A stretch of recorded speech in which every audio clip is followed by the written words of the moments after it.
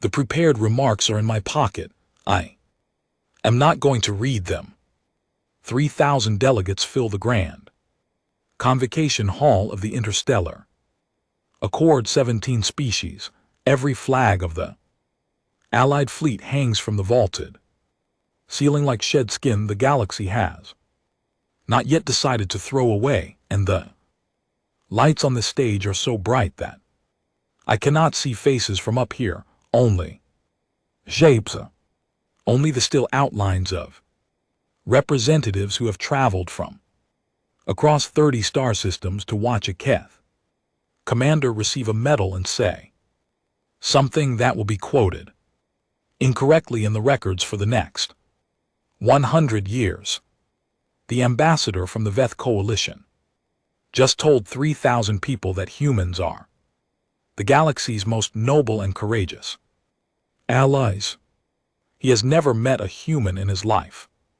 I have spent 30 years beside them in fire, in wreckage, in the kinds of dark that have no names in any language I speak. I have stood at 17 podiums before this one and delivered the prepared remarks and accepted the medals and said what the Accord wanted to hear about. What happened out there. Tonight is the 18th podium. I fold the prepared remarks, put them in my breast pocket, turn to the room.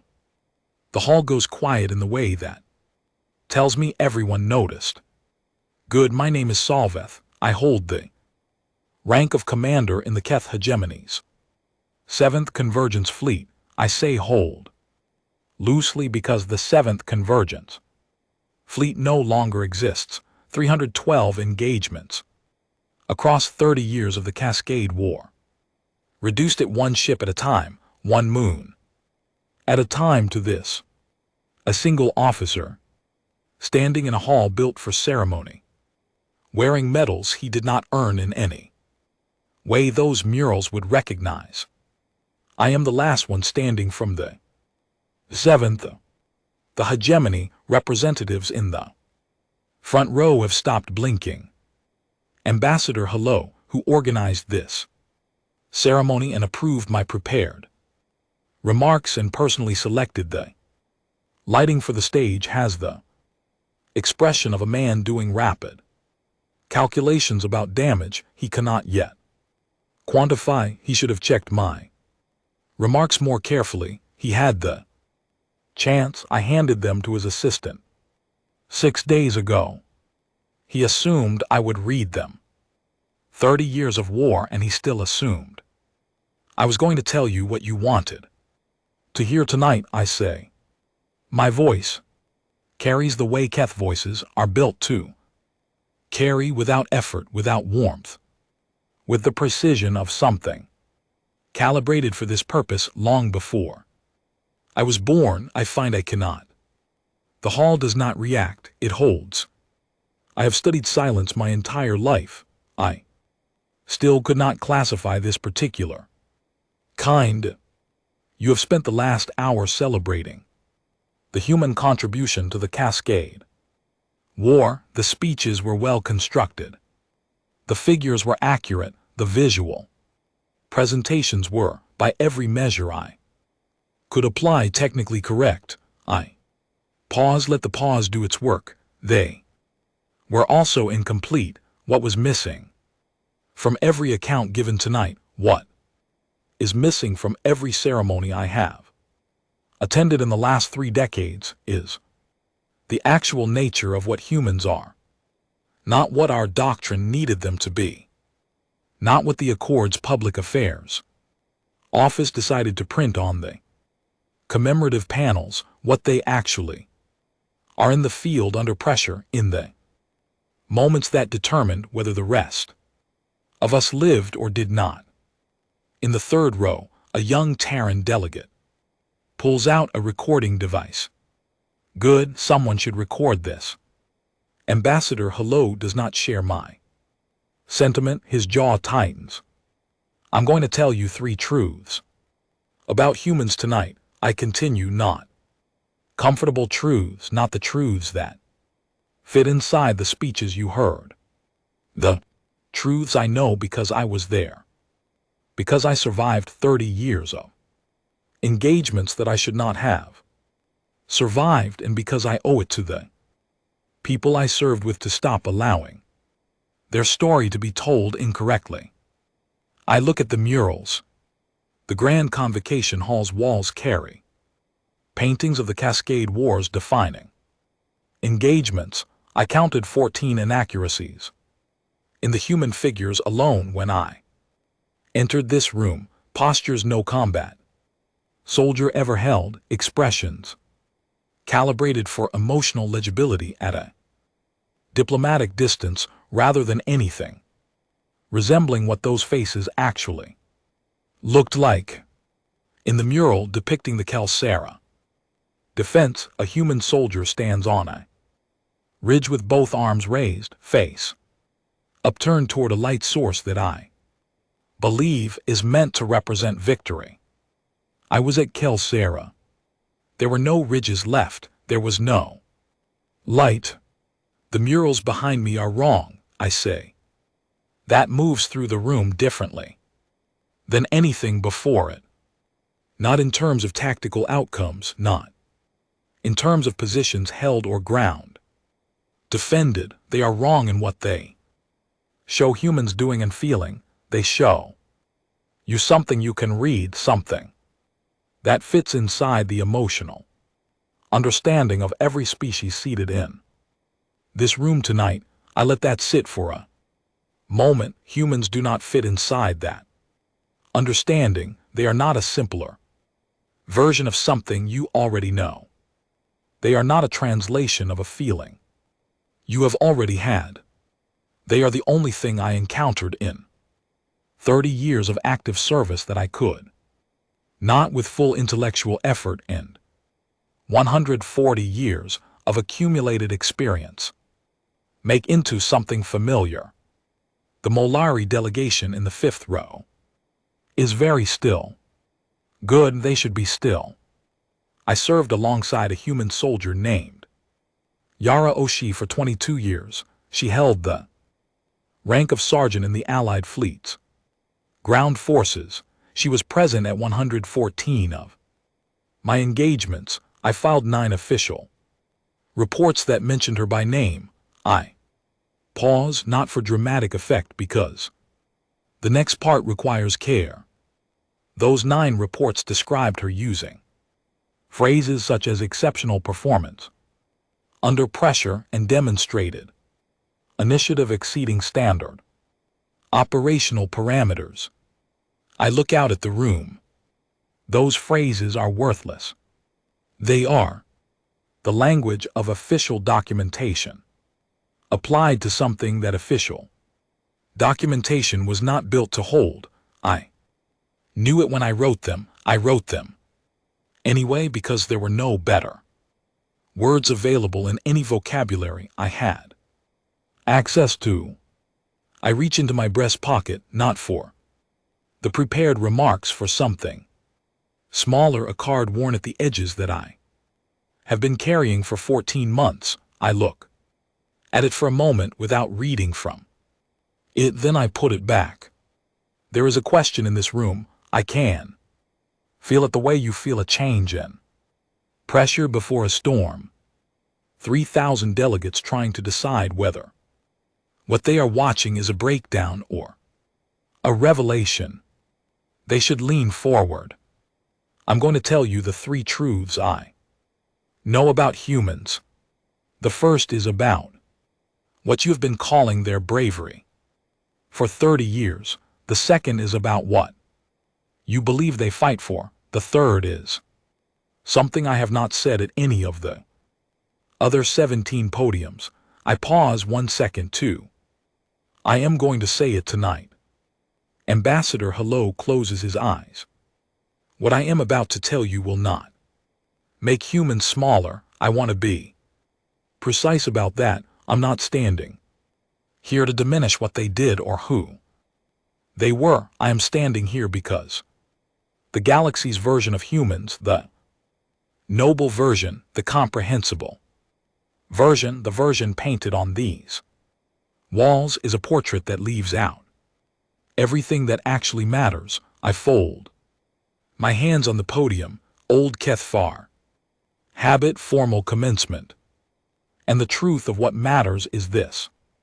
They were nothing like us, not in the ways that count, and the gap between what they were and what we are capable of understanding is, in my considered opinion, the most important military and philosophical finding of the last century. The young Terran delegates recording device is still running. Good. I take a breath.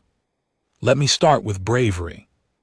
Bravery by Kethfar definition is the rational execution of a dangerous action. After calculating that the value of completing that action exceeds the cost of potential personal loss, it is not a feeling, it is a decision. You measure the variables, you accept the equation, you proceed. Every species in this room operates on some version of this model. The variables differ, the thresholds differ, the mathematics differ, but the structure is consistent across every civilization I have studied. There is fear, there is calculation, and there is the choice to act in spite of both. I believed humans operated the same way for the first 4 years of the war. I was wrong. What I mistook for fearless calculation was something else entirely, something that, when I finally understood what I was looking at, made me go very quiet. For a long time, the first indication came at a place called the Varan Station Siege. 87 days into the engagement, a human soldier named Owen Marsh sprinted across approximately 40 m of active fire to retrieve the personal identification tag of a fallen comrade. The comrade was gone. The tag was a small metal disc with a name pressed into it. The disc had no tactical value.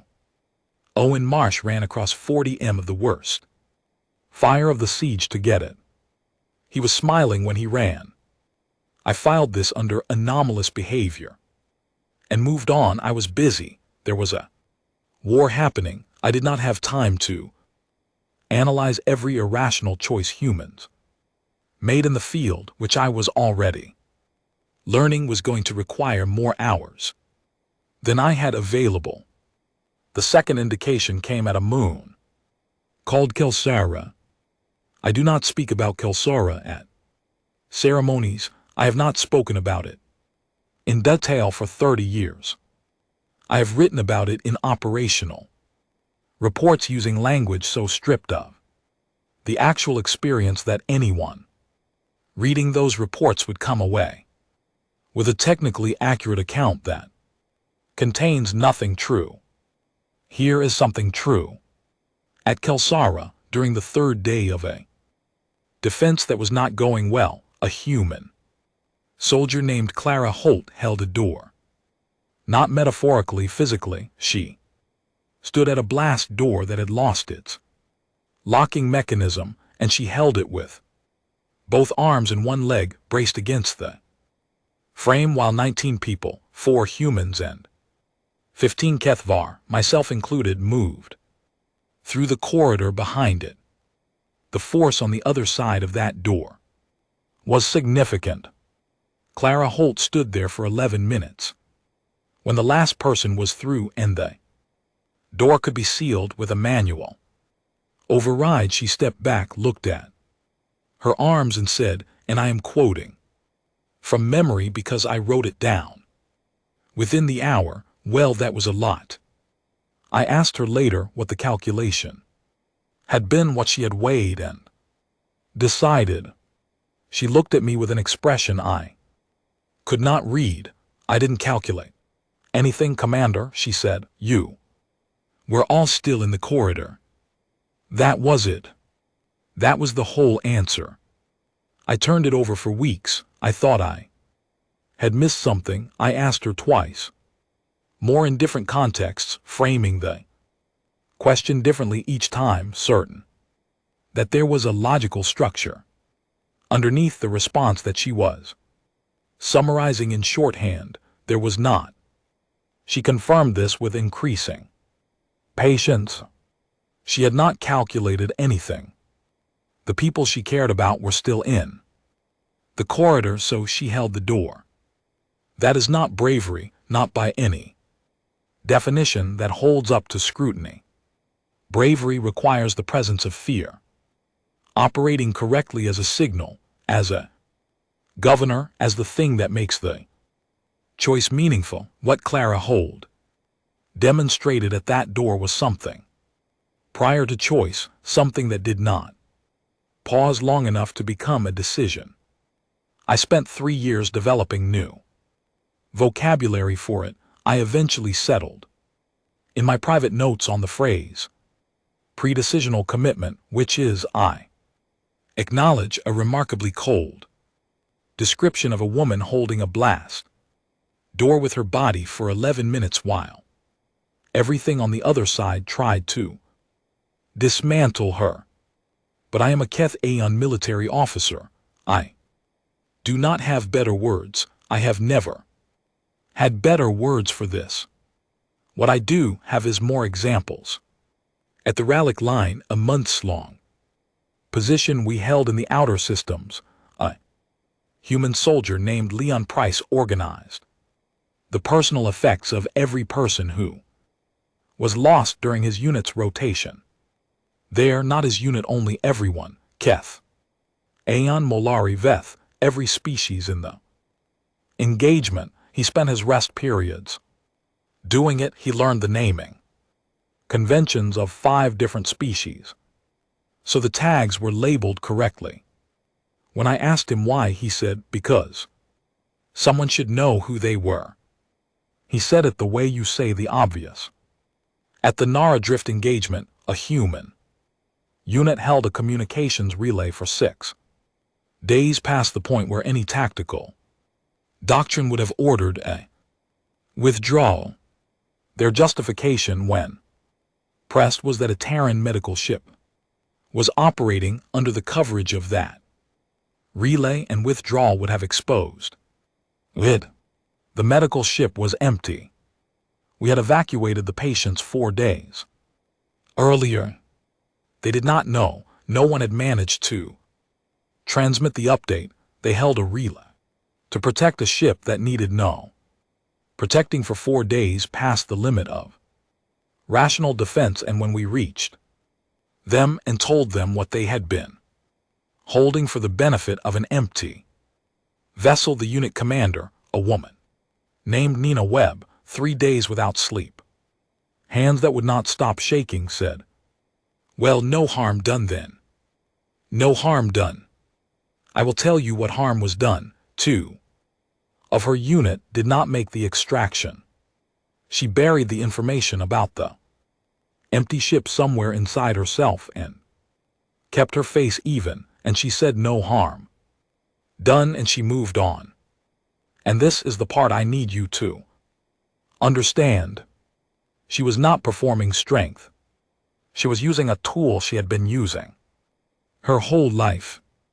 I watched humans do this across 30 years of war. They buried enormous things with very small words. That was a lot. No harm done. Someone should know who they were. The sentences do not match what is underneath them. The gap between the weight of the experience and the lightness of the expression is not an accident. It is a method.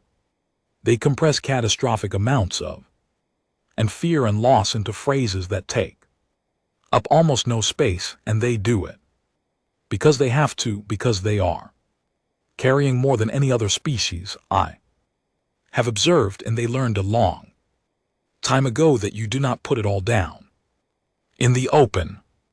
You pick a very small container, you put it in there, you keep moving. I described this in a report once as psychological compression under sustained operational stress. My commanding officer at the time said it sounded like denial. It is not denial. Denial is the refusal to accept what happened. What humans do is different. They accept everything, they accept it fully and quickly, and in a way that I found almost alarming to witness. What they do not do is let the acceptance take up so much room that they cannot function in the space next to it. They pick up the next thing. Owen Marsh, who ran across 40 m of active fire for a metal identification tag, was, by the time I knew him well, a person who had lost more people in his service than most Kethfar officers encounter in an entire command rotation. He kept every one of those tags. He had them in a small case he carried in his pack alongside his equipment, not as a memorial, not as a display. They were just in the case. He knew exactly how many were there without counting. He never once spoke about it during operations. Once during a rest period at a supply station outside the Rallic line, I asked him about it. He looked at the case for a moment, then he said, "They came with me everywhere. While they were alive, seems right, they still come with me." I wrote it down. I've been writing things down since the third year of the war, not in official reports, in a private document I keep on a device in my quarters, phrases, moments, the things humans said that I could not find an equivalent for in any language I speak. The document is very long now. Owen Marsh's line is in there. Clara Holt's 11 minutes at the blast door is in there. These are not brave people by the definition I was trained to use.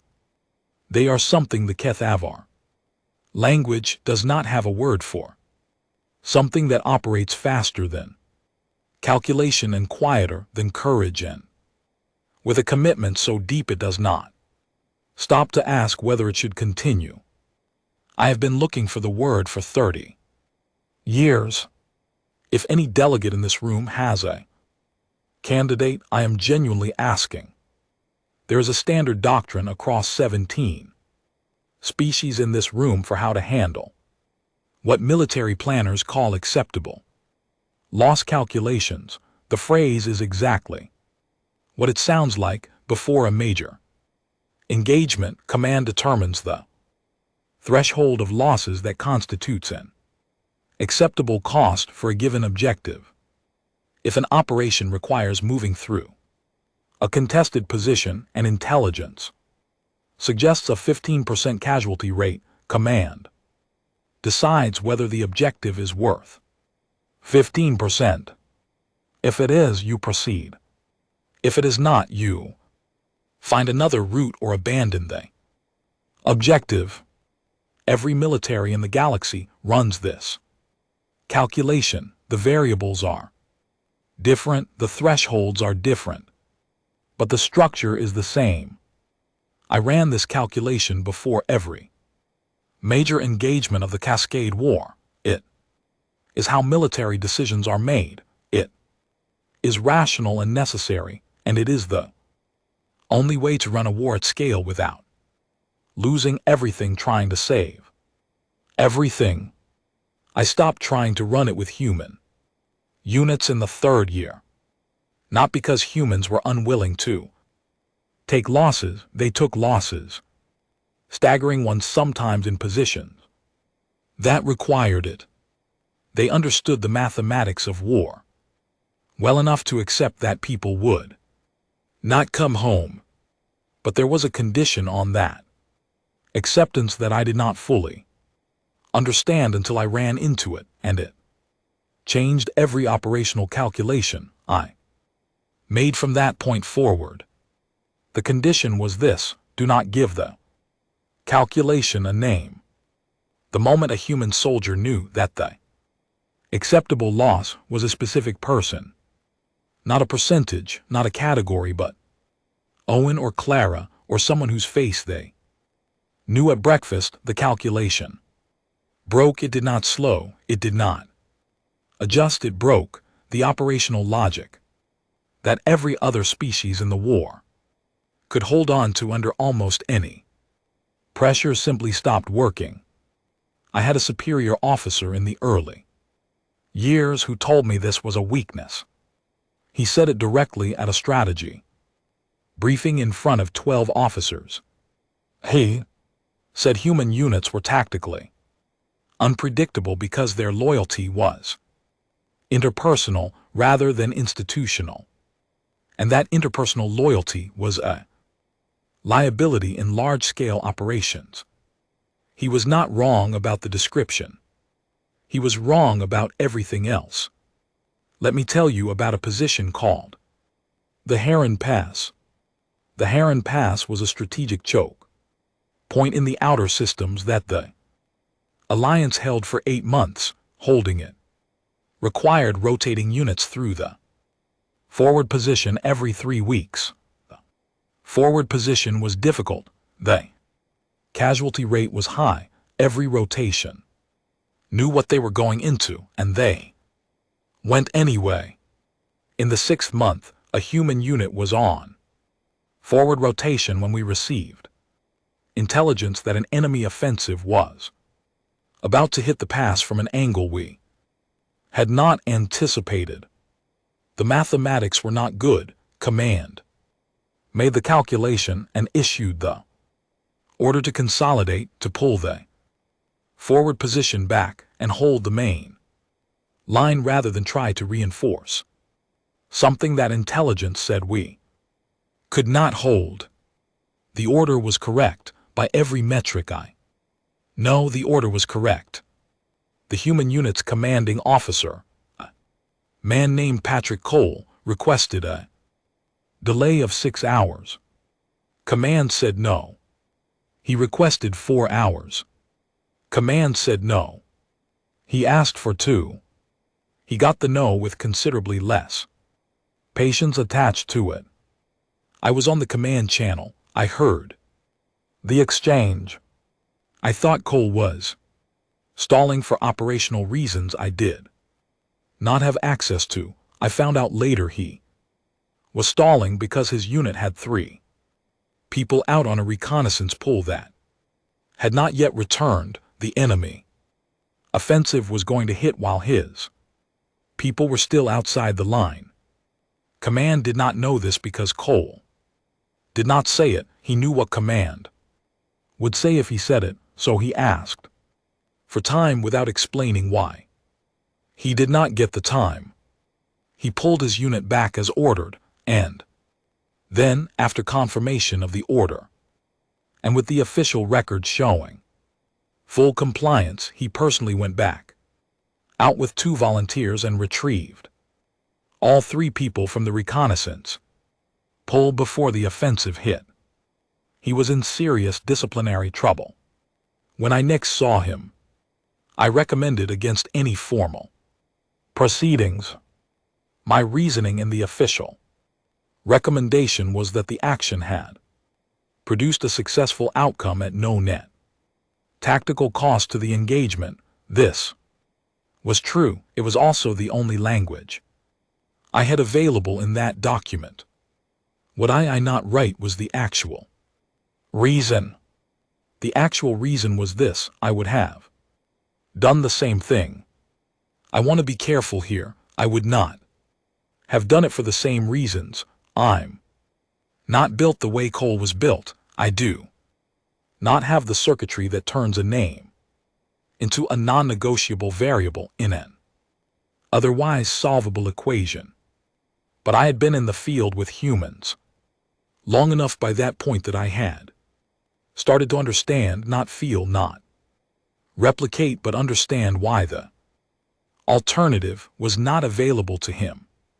You could not ask a human soldier to leave someone with a name. You could not hand that calculation to a human unit and expect the unit to hold together on the other side of it. Keth War can make that calculation and carry it and function. We are designed for it. We have entire philosophical frameworks built around the acceptance of loss at scale we spend years in. Officer training, learning how to hold the weight of necessary sacrifice without letting it compromise operational capacity. Humans spend that time learning each other's names, and I am not any longer certain which method produces a better outcome. At Kelsara, I gave the retreat order on the third day of the defense. It was a correct order. The math was conclusive. We had taken severe losses. The position could not be held. I gave the order, confirmed it on 2 channels, and proceeded with extraction. Sergeant Yara Osa did not receive that order. Or rather, she received it, she heard it, she found it unpersuasive because I was still in the position when she received it and I had stopped moving. The official report describes what happened next as an unauthorized flanking maneuver resulting in the extraction of a senior officer under hostile conditions. That is technically accurate. What it does not describe is this: she had been shot not once, twice. One was serious. She was moving on something that by every physiological standard should have been reducing her operational capacity significantly. She was moving through the worst of what remained of Kelsara's third sector, which was not a place anyone should have been moving through at all, and she was arguing. I could hear her on the channel before I could see her. She was furious, not at the enemy, not at the situation. She was furious at me for giving the retreat order before checking my own status and confirming I was in a position to execute it. She was, in her precise words, absolutely unbelievable. She reached me. She helped me move. She was still arguing when we cleared the sector. I have been alive for 140 years. I have been in 312 engagements. I have been in positions where I was certain I would not leave, and I have left them, and I have filed the reports, and I have continued. But when Yara Osei pulled me out of Kelsara while furious with me for not having already pulled myself out, something happened in my understanding of the war that I cannot put in a report. They do not fight for objectives. They do not fight for the accord or the alliance or the grand principles written in the founding documents of this body. They fight for the person next to them. And that single fact, that irrational, strategically inconvenient, tactically unpredictable fact, is the reason the alliance survived. Because when every other logic failed, when the positions were indefensible, and the math did not work, and doctrine said pull back, there was always a human unit making a decision that the doctrine had not accounted for. They were not fighting for victory. They were fighting for Owen, for Clara, for whoever was still out there. And they pulled us all across the line with them. I have spent 30 years trying to decide if I should be grateful for that or alarmed by it. I am both. I am still both. I want to talk about something the after-action reports never touch. Every military force in this alliance maintains psychological support, infrastructure for its personnel. Every species has some version of it. Protocols for processing loss, frameworks for maintaining operational readiness after sustained exposure to the hardest parts of a war. The Kethfar model is built around what we call ordered release, a supervised process of documenting and categorizing experience under the guidance of a trained officer. You describe what you saw, the officer classifies it. The classification gives it a place in a Known framework, the framework holds it. It is effective for Kethfar. I have used it myself. It does not work for humans. I know because it was tried early in the war before we understood what we were dealing with. The Alliance's Joint Command implemented standardized psychological support protocols across all species in the force. Every unit, regardless of origin, was required to complete the Kethfar derived processing model after significant engagements. The humans completed the sessions. They also simultaneously developed their own system. I did not understand what their system was for 3 years. I noticed it before I understood it. You could not serve alongside humans for any length of time without noticing it. They would come out of the worst engagements of the war, positions that left every other species in the force needing multiple recovery cycles, and within 48 hours, sometimes less, they would be doing something that made no logical sense.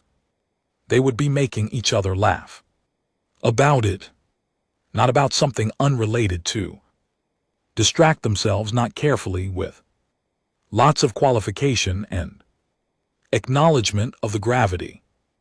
They would take the specific thing that had just happened, the part that was worst, usually the part everyone was carrying, and they would find the angle on it that was, by some method I could not replicate, funny.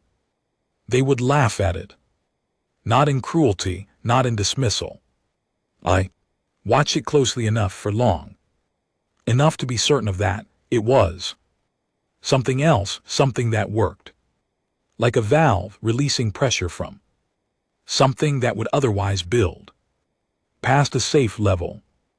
The first time I saw it clearly was after a difficult extraction at a position called the Darren Crossing. We had lost people several. The extraction itself had been, for approximately 20 minutes, the most operationally uncertain situation I had experienced to that point in the war. When it was done and we were back at the forward base, I went to file the incident report.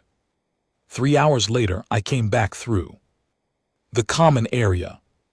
The human soldiers who had been in that extraction were gathered at a table. One of them, a large man named Marcus Vane, who had done more that day than I had, yet found a way to properly document, was reenacting the moment the primary vehicle's door mechanism had jammed at the worst possible time. He was not doing it accurately. He was making himself less competent in the retelling than he had actually been.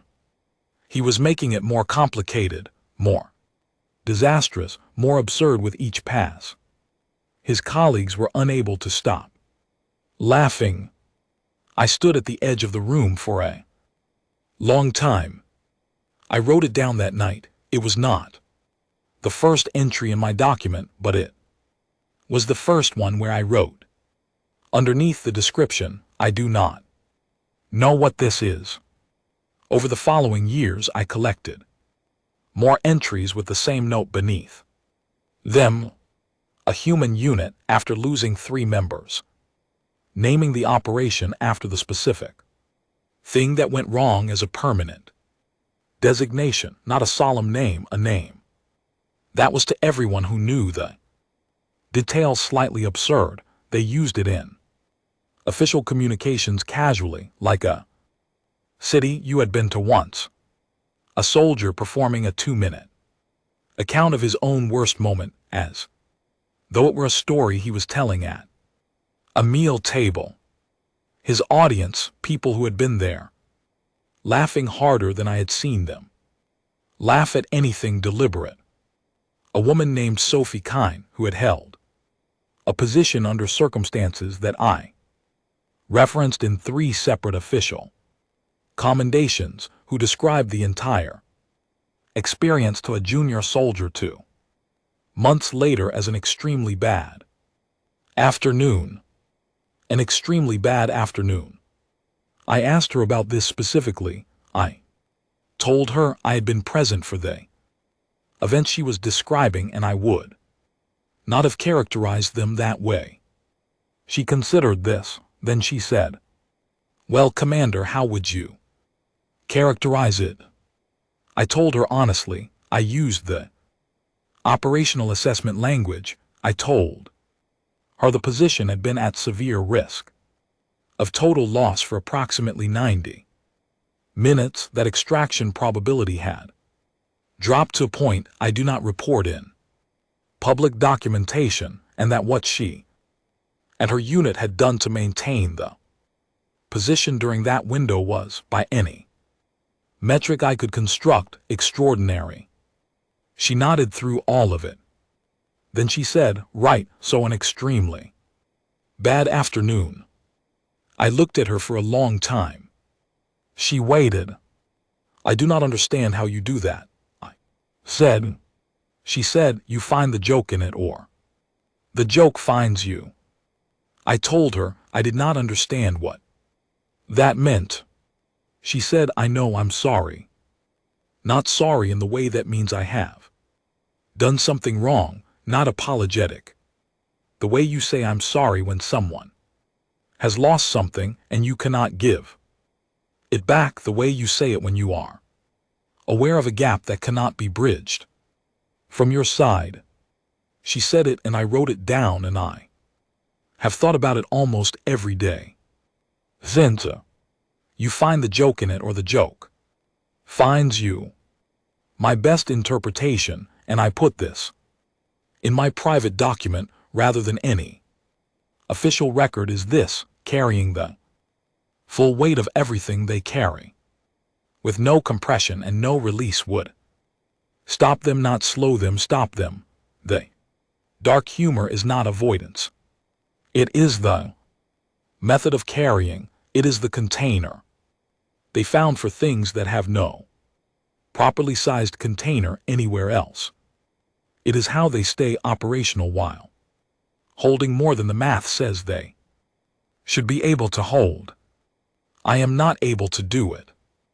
I want to be honest about this. I have tried. I am 140 years old and I have all the experience and composure that this age implies, and I cannot find the angle that makes any of it funny. I find none of it funny. I have found none of it funny for 30 years. Yara O'Malley was the best of them at this. I say this as a military assessment. As much as anything else, she had a precision with the dark joke that I never saw matched. She could take the most recent terrible thing and locate within it the specific detail that had a slightly absurd angle, and she could deliver it in the exact tone that turned a room from quiet to something that breathed again. She did it for her unit. She did it for other units. She did it occasionally for me.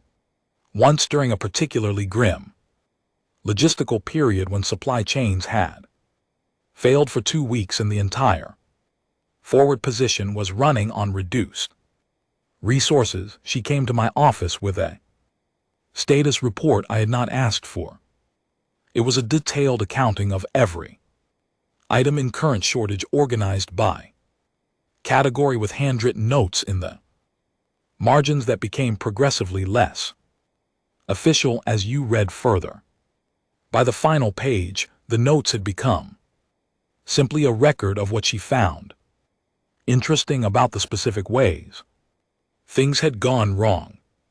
The final page was a summary she had titled in her own handwriting, "Comprehensive Evidence That This Week Specifically Does Not Like Us." I read the whole thing. It was, by every objective measure, an accurate operational document. It was also, in some way I still struggle to define, not entirely not funny. I kept it. And GT clears throat. And GT, it is in the document. I have in the document more entries now than I intended to collect when I started it. What began as a record of behavioral observations I could not classify became, over 30 years of service, something else, something I did not name for a long time.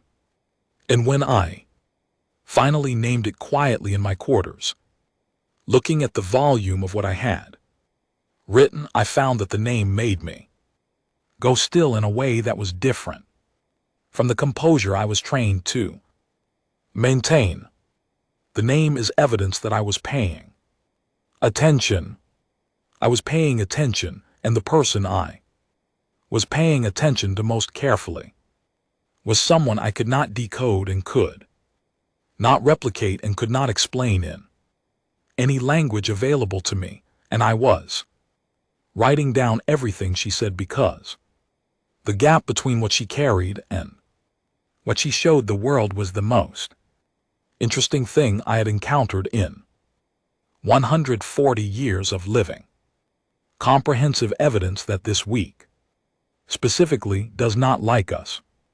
I still think about that. I am not going to pretend it is not in some way what I am doing tonight, coming to this podium, that it is not in some form my version of what she would do.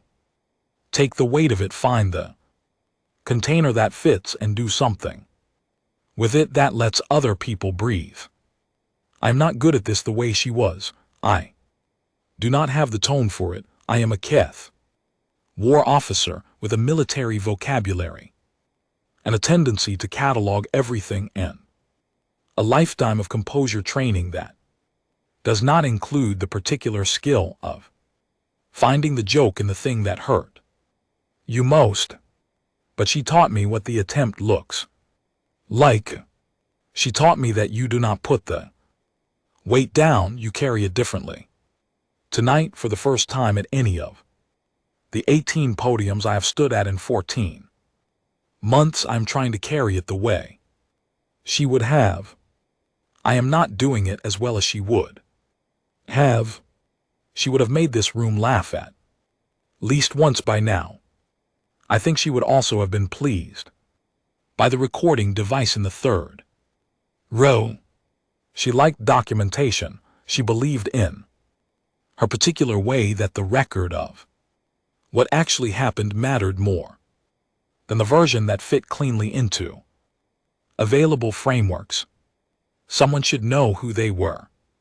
That was Owen Marsh about his identification tags. It is also, I understand now, what I have been doing in the document all along. Let me tell you the last truth. Yara Oshie died 14 months ago. Not in a firefight, not in a position under pressure, not in any of the 312 engagements I would have expected to lose her in across 30 years of a war that tried its best. She died peacefully in her home on Earth, in the late afternoon, in the way that humans call a good death, the kind that comes without an alarm, without a call to action, without any of the noise she and I had spent decades living inside. She was 91 years old, which is by human reckoning a full life.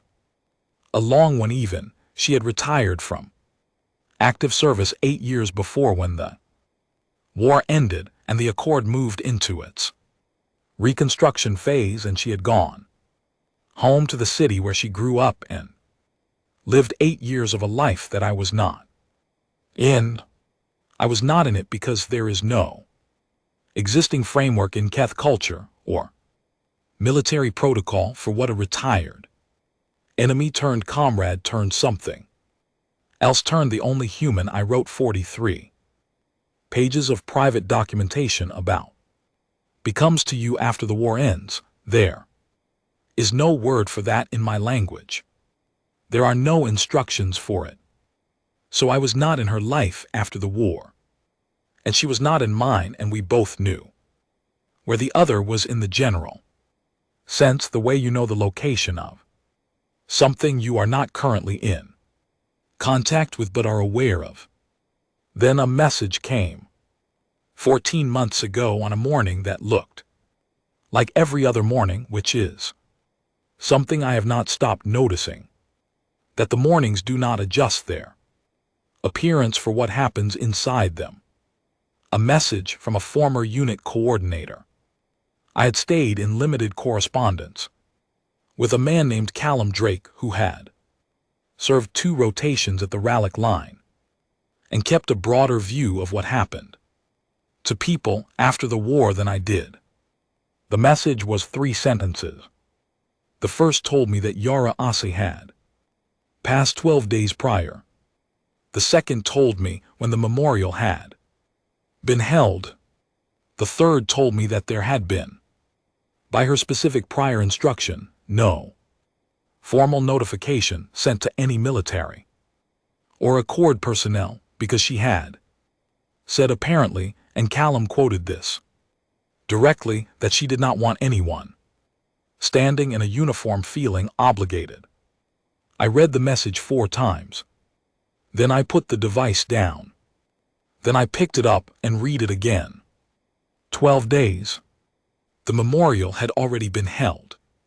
I had been on the other side of the Accord's administrative region for 2 months of a lecture series, The Hegemony, had scheduled 2 years in advance, giving talks on joint species operational doctrine to audiences of young military officers who would never see a war like the one I was describing. I had been talking about the war. She had been buried. I want to be honest about what happened in the next several minutes because this is the kind of thing I have watched humans describe with precision and have never been able to do myself. What happened was that I sat with the message for a while, and the composure I have trained for 140 years did its job, mostly in the sense that I did not perform anything visible, and the morning outside my window continued being a morning, and the device was still in my hand when the composure finished doing its job, and something underneath it became clear. I had been going to visit. I want to be precise about what I mean. I had thought about visiting multiple times in the 8 years since the war ended. I had thought I should contact her. I thought I will find the right time. I had thought I do not know what the protocol is for this, and when I know what the protocol is, I will act on it. I had been studying the protocol for 8 years. There is no protocol. There is only the action or the absence of it, and I chose across 8 years of thinking about choosing the absence.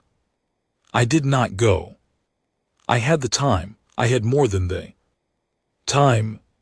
I had 8 years of occasions on which I could have gone, written a message, opened a channel, done anything at all with the awareness that she was alive and on earth, and that the war was over, and that whatever had kept us in proximity for 22 years had been replaced by nothing that specifically required distance.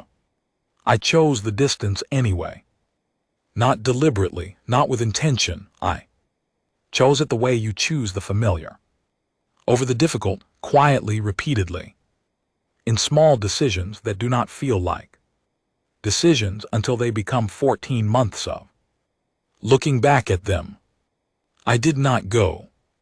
I have been standing at podiums for 14 months telling you what she was, and the thing I have not said at any of them, the thing I am saying for the first time right now in this room to 3,000 people who do not know her name yet but are about to carry it with them.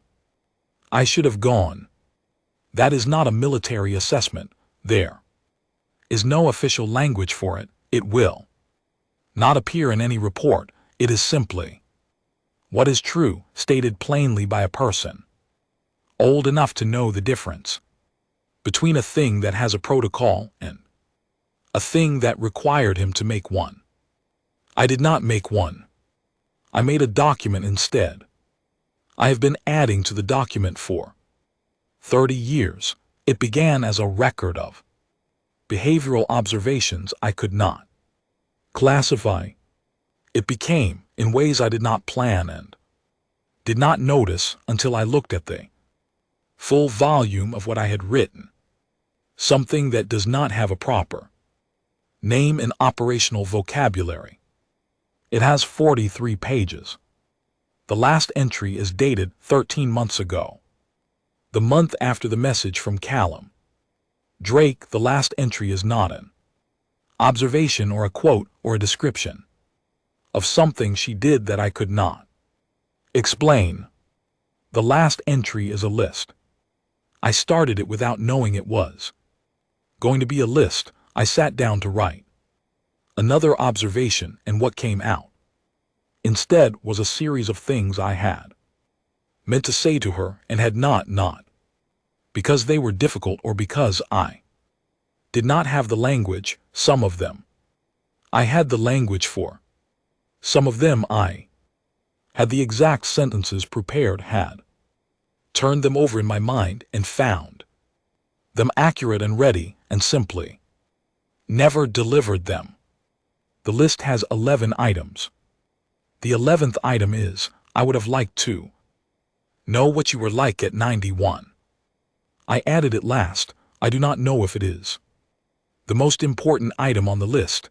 I know it is the one I return to most. 91 years old, 30 years after the war on Earth in a city in an afternoon. I do not know what she was doing in those years. I know she had people around her, because Callum's message mentioned a gathering at the memorial that sounded, from his description, like the kind that only happens around a person who spent their life building something. I know she had her particular talent for the dark joke and her way of carrying things without putting them down, and I know those did not leave her just because the war did. She probably made the room laugh at her own memorial. I think she arranged that deliberately. I think there is a version of her last instructions to Callum that included a line about that specifically. I did not ask Callum. I should have asked Callum. I will ask Callum. She was the only human who apologized to me for the gap between us, the only one who said I'm sorry in that specific way. Not for something she did, but for something I could not access, the only one who looked at the limitation I was working within and acknowledged it, without trying to fix it or dismiss it. You find the joke in it, or the joke finds you. I know she said I'm sorry. She saw the gap clearly. She had probably seen it from the beginning, from the first time she had to explain a decision that had no calculation in it, and watch me try to find the calculation. Anyway, she saw it, and she stayed anyway in every engagement, in every field rotation, in 22 years of a war that gave us no comfortable structure for what we were to each other. She stayed.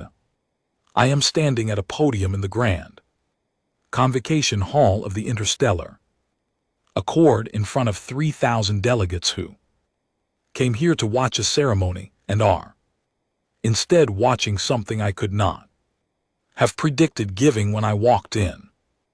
I folded the prepared remarks. I thought I knew what I was going to say. When I did that, I thought this was going to be a speech about what humans are, a military assessment delivered in front of an audience that needed a more accurate picture of the species they had been celebrating in comfortable abstractions for 30 years. It is that. It is also not only that. I have been standing at podiums for 14 months saying her name to strangers, and I think I understand now what I have Been doing not what I told myself I was. Doing what I was actually doing. I was putting her where the record could hold her. Not because the record is adequate. The record is not adequate. 43 pages in a document I started as a classification project and ended as something I do not have a word for. None of it is adequate for what she was, which was a person who held blast doors with her body and found the angle, catastrophe that made it breathable, and came back for a commanding officer she was furious with because the math never mattered as much as whether you came back. But the record is what I have. Owen Marsh kept the identification tags because someone should know who they were. I kept the document because I was paying attention and I wanted the attention to count for something. She is in every page of it. I reach into my breast pocket, not for the prepared remarks, for the small worn card I have been carrying for 14 months. I look at it. This time I do not read from it. I already know what it says.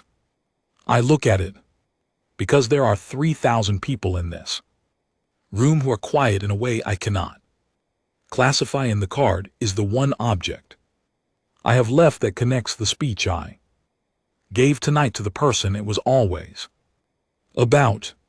The card is a handwritten note, 4 lines left for me at the supply station, at the relic line during the long defensive rotation there on a morning when I had apparently been working through the night on a report and she had come to find me and found me gone.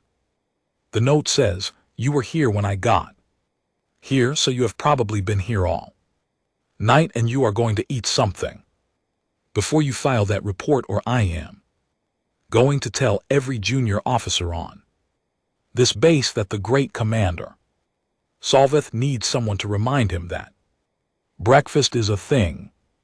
4 lines. I read them in the field and filed the report and ate breakfast. I have been carrying the card for 14 months. I think about what she would say about that, about the image of a Keth War military commander, 140 years old, 312 engagements, last standing officer of the 7th Convergence Fleet, carrying a handwritten note about breakfast across 17 cities and 14 months of podiums. She would make a face I could not decode. She would say something I would want to write down. I have run out of pages. I put the card back. I step back from the podium. I do not know how to end this. The Keth War model for formal address has a structured conclusion, a summative statement, a call to reflection, a closing acknowledgement of the occasion. I have attended hundreds of formal addresses and delivered 17 of my own. I know how this is supposed to end. I do not know how to end this one.